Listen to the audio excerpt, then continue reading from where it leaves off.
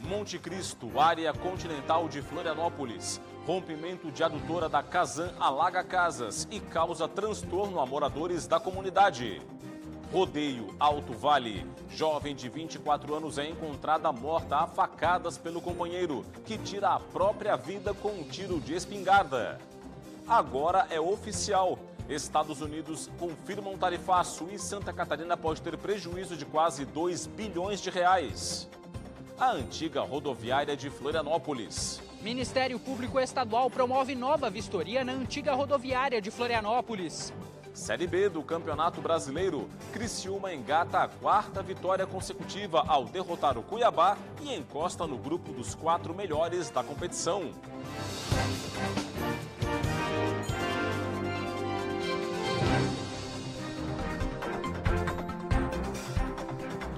Olá, uma boa noite para você.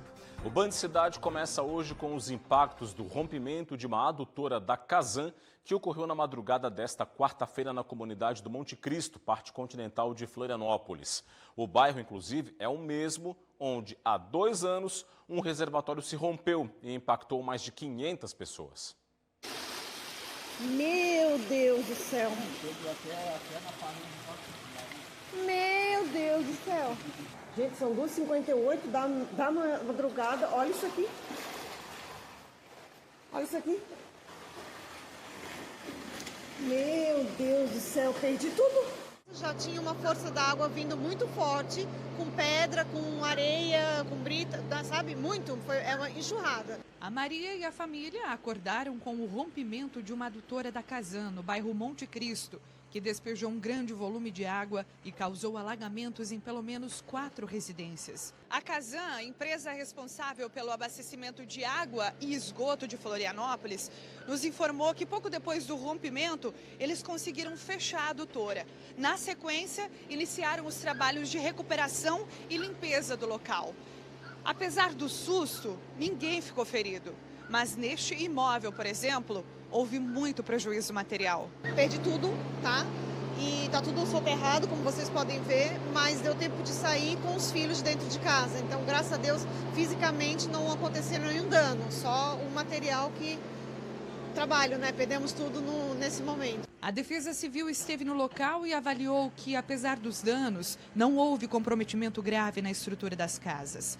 A Casan também enviou equipes para dar suporte técnico e iniciar a limpeza da rua e das áreas atingidas. Agora o foco é limpar tudo e tentar retomar a rotina.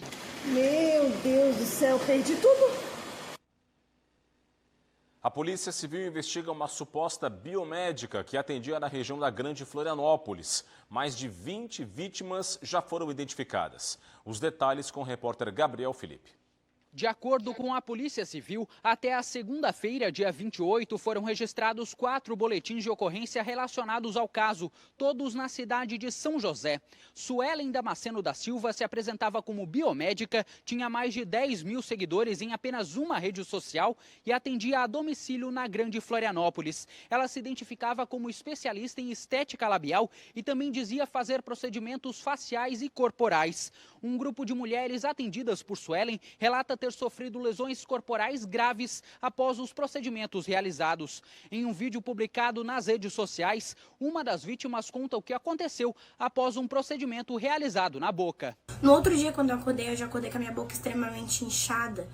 Vim trabalhar e liguei para ela desesperada. Ela me receitou um remédio que é corticoide alto. Na época eu estava tomando 400 miligramas de corticoide e ela me dizia somente para parar de tomar aquele medicamento quando eu parasse de inchar, sabendo que corticoide é um remédio muito prejudicial, né, que pode causar muitos danos no corpo. Teve um dia que eu vim trabalhar e eu ia vir trabalhar, mas acordei extremamente inchada, cheia de alergias pelo meu corpo, pelo meu rosto e tive que ir até a UPA. Quando eu cheguei na UPA, fui atendida pela médica e ela me disse que tudo que eu estava tendo de reação no meu corpo e sentindo era pelo efeito do procedimento que deu totalmente errado. Ainda de acordo com o vídeo, mais de 30 vítimas da suposta biomédica estão reunidas em um grupo de WhatsApp.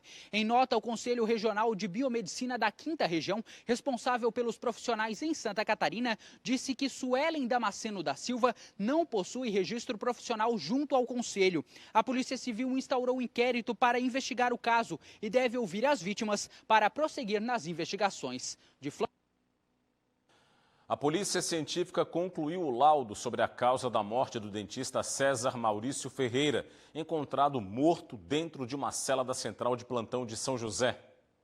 De acordo com o laudo emitido pela polícia científica, César Maurício Ferreira morreu devido a uma arritmia cardíaca causada por cardiopatia hipertrófica. Exames toxicológicos não apontaram presença de álcool no organismo do dentista. A condição pode ter sido desencadeada ou potencializada pelo uso concomitante de medicamentos, que, quando combinados, podem aumentar o risco de arritmia. A Polícia Civil vai pedir um laudo complementar para verificar se os efeitos dos medicamentos encontrados, como antidepressivo, antibiótico e relaxante muscular, poderiam ser confundidos com sinais de embriaguez. O inquérito deve ser concluído até esta sexta-feira. Dentista e servidor da Justiça do Trabalho, César foi encontrado morto no dia 19 de julho, em uma cela da Central de Plantão Policial de São José. A família do médico acusa as autoridades de negligência. Feminicídio no Alto Vale do Itajaí. Uma jovem foi assassinada a facadas na cidade de Rodeio. O companheiro dela, que tirou a própria vida, é apontado como o autor do crime. Tatiane Curti Cipriani, de 24 anos de idade, foi encontrada morta dentro de casa, no bairro São Pedro Novo, por policiais militares, após o irmão dela enviar uma foto para a PM, em que ela aparecia morta dentro do quarto de casa. A mulher foi localizada com múltiplos ferimentos provocados pelas facadas. Próximo ao corpo da jovem, a polícia encontrou Jason Henrique Cipriani Bonacolsi, ainda vivo, após atirar em si mesmo com uma espingarda. Ele foi levado para o hospital, mas não resistiu ao ferimento. A arma foi apreendida, assim como celulares e a faca usada no crime. Tatiane e Jason tinham um relacionamento. A polícia investiga o caso como feminicídio. Um casal foi preso suspeito de furtar caminhonetes de luxo em Santa Catarina. Câmeras de segurança registraram uma das ações da dupla. As imagens mostram como o casal atuava. A mulher dá cobertura, enquanto o homem arromba e leva o veículo. A operação, intitulada Bonnie e Clyde, foi concluída na manhã desta quarta-feira com a prisão dos suspeitos. Câmeras de segurança então flagraram as ações do casal, que teria furtado ao menos 7 caminhonetes de luxo em diferentes lugares do estado. E policiais federais e militares apreenderam em uma ação conjunta um caminhão carregado com cigarros contrabandeados e 7 toneladas de camarão. O veículo foi abordado em Dionísio Cerqueira, no extremo oeste catarinense, mas o motorista desobedeceu a ordem de parada e fugiu pela BR-163. Durante a fuga, ele chegou a ultrapassar um bloqueio formado por PMs catarinenses e paranaenses. A perseguição só acabou mesmo na cidade paranaense de Barracão. O motorista abandonou o caminhão e tentou fugir a pé, mas foi preso. Dentro do veículo estavam 50 mil maços de cigarros contrabandeados e 7 toneladas de camarão. O homem de 27 anos foi preso em flagrante por contrabando, desobediência e resistência à prisão. No próximo bloco do Band Cidade, o comentário político de Cláudio Prisco Paraíso e a nova vistoria feita pelo Ministério Público Estadual na antiga rodoviária de Florianópolis. E veja também, comitiva de senadores brasileiros avalia série de reuniões com autoridades norte-americanas, mas Donald Trump assinou o decreto com o tarifaço. Detalhes em instantes, até já.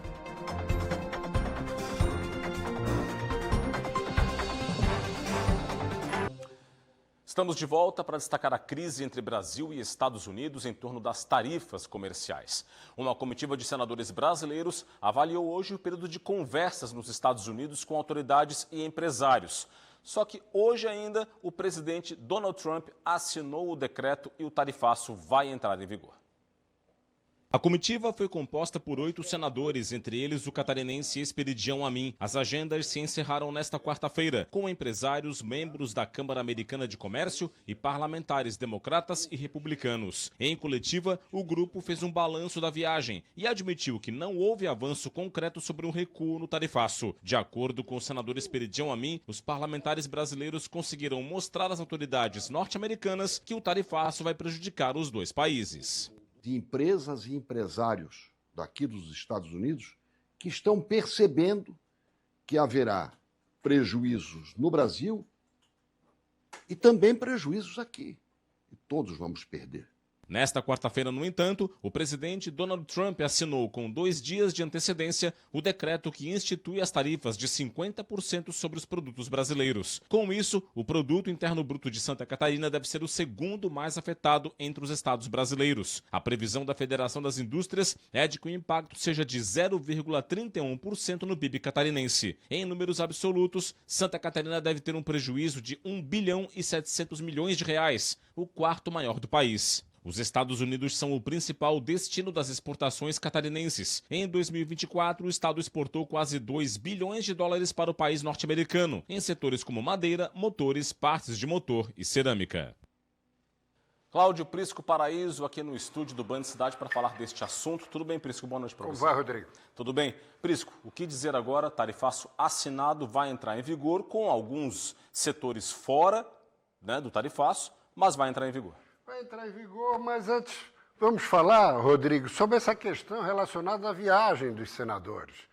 Foram para Washington sem agenda nenhuma, com representantes do governo americano, se restringiram a se reunir com parlamentares, empresários brasileiros e dos Estados Unidos, de modo que não trouxe nenhum dado importante. E antes de deixarem a capital americana, Trump decretou o tarifaço, que foi comentado pelo presidente da Fiesc, Mário César de Aguiar.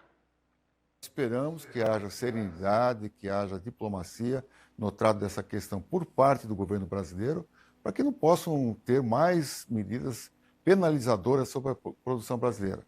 Há uma série de itens que estão desconsiderados da aplicação dessa tarifa, estamos analisando um rol enorme de produtos, temos que identificar.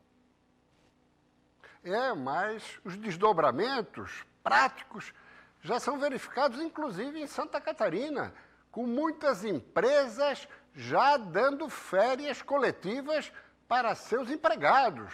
A área madeireira e moveleira, especialmente lá no Planalto Norte, é onde a apreensão está mais exacerbada. Mas vamos aqui. Aqui foi a reunião da Confederação Nacional da Indústria, ontem em Brasília, próximo telão, da qual Mário Aguiar também participou. Vamos lá? E aí, nós tivemos ontem uma live na Federação das Indústrias, aqui de Santa Catarina, com empresários de várias partes do Estado e das mais variadas atividades econômicas. Próximo telão. Aqui estava o economista-chefe da Fiesc, Pablo Bittencourt. E aqui nós temos o dado, que amanhã sai a pesquisa, novamente em live, apresentando um panorama dos setores mais atingidos. Vai ocorrer amanhã às 15 horas. O próprio presidente da Fiesc disse que ainda não dá para se ter uma ideia, até porque Trump acabou eliminando do tarifaço de 50%, 700 atividades econômicas. Então tem que se fazer uma avaliação. Mas amanhã sai essa pesquisa, mostrando justamente os impactos das tarifas aqui em Santa Catarina.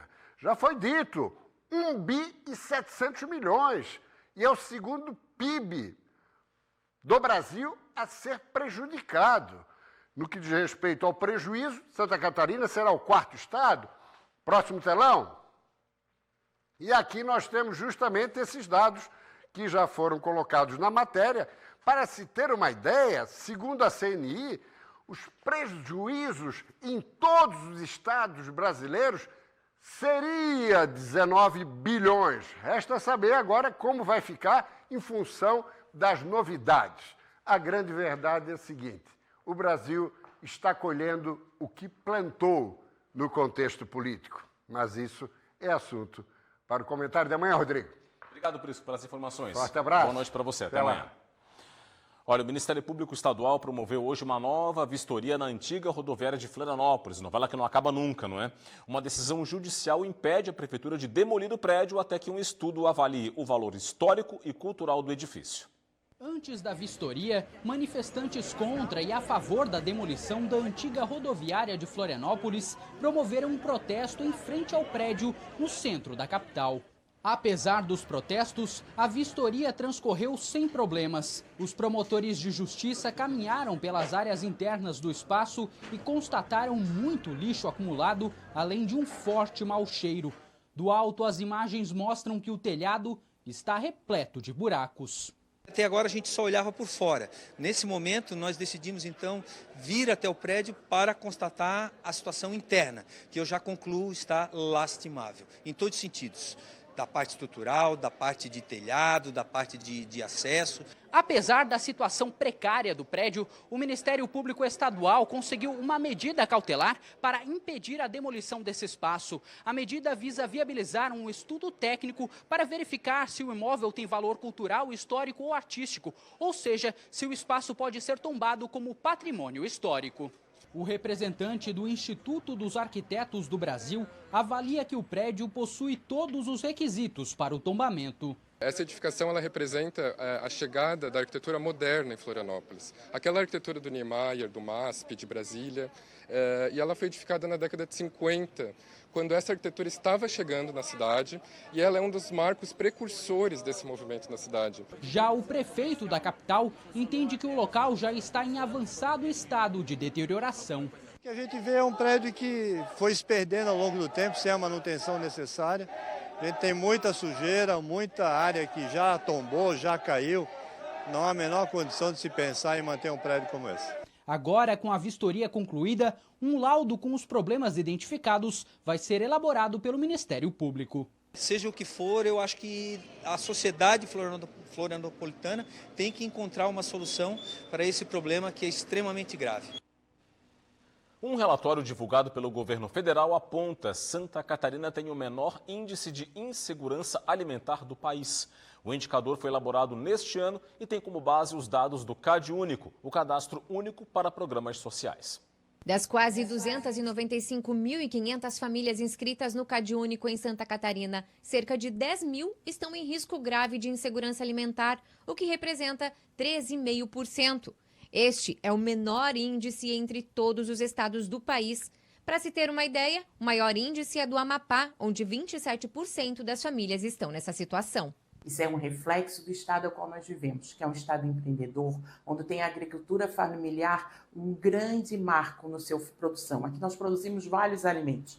Nós vamos dos vegetais, dos legumes, temos muita produção do leite, nós temos produção de frutas e verduras que não encontramos em outros locais. O indicador de risco de insegurança alimentar grave municipal, chamado de CadSan, foi elaborado para monitorar a incidência desses riscos entre as famílias inscritas no CadÚnico, além de fornecer informações para subsidiar as políticas públicas no setor. A seguir, as informações do esporte. Criciúma derrota o Cuiabá no estádio Heriberto Wilson e chega à 4ª vitória consecutiva na Série B. Os detalhes logo após o intervalo. Já voltamos.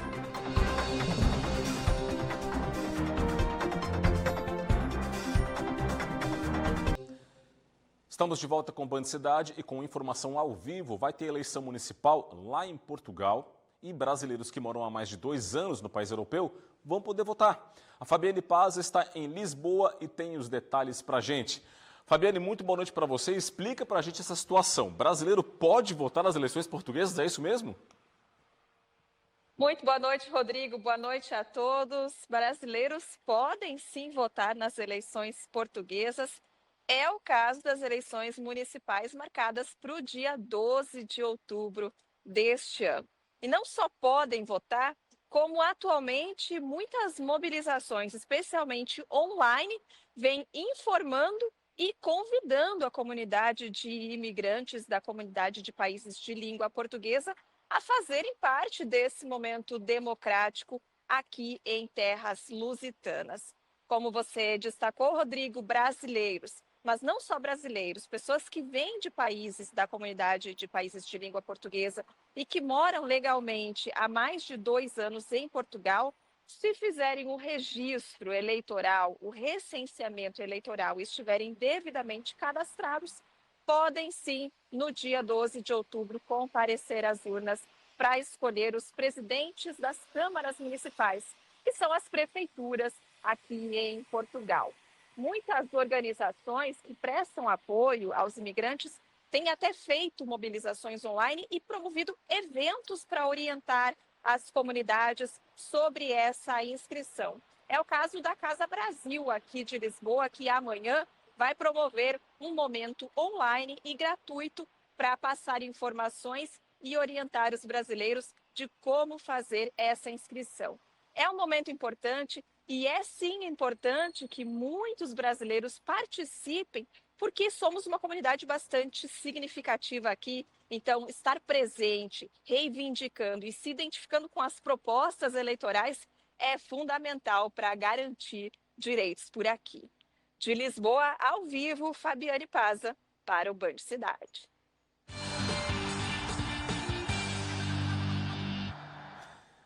Vamos lá, Série B do Campeonato Brasileiro. No fechamento da 19ª rodada, o Criciúma bateu o Cuiabá e confirmou a boa fase na competição. Acompanhe.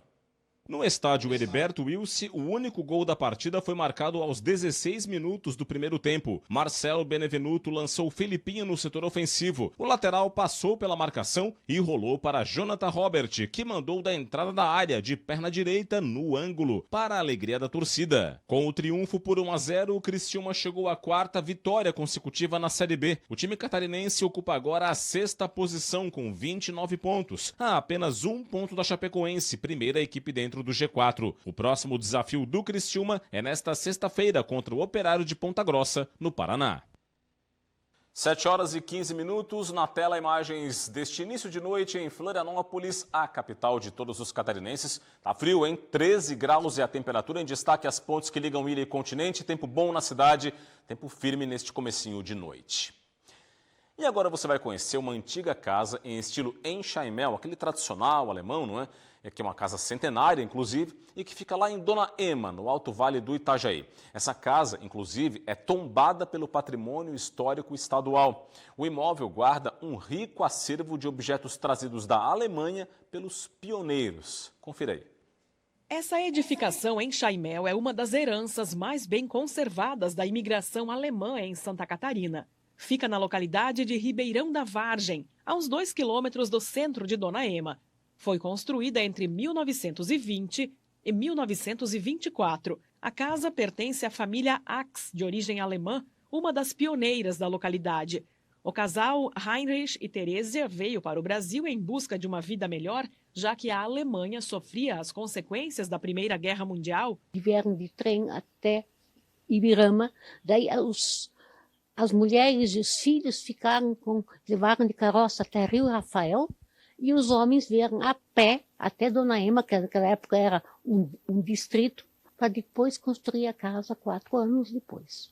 Em cada cômodo da casa encontramos diversos itens que mostram como era a vida antigamente, sem tecnologia, quando as mulheres confeccionavam as roupas em máquinas de costura como essa e os homens fabricavam os móveis. Como a família Ax era muito religiosa, trouxe na bagagem a fé também, abriu as portas aqui da casa para a celebração da primeira missa. E aí os cultos da comunidade católica continuaram sendo realizados aqui até 1933, quando foi então aberta, inaugurada a igreja na área central. A Casa do Imigrante funcionou como residência até 1978. Depois foi usada como paiol e depósito. Em 2008 foi concluída a restauração, custeada com recursos da Fundação Catarinense de Cultura, e a casa foi aberta para visitação.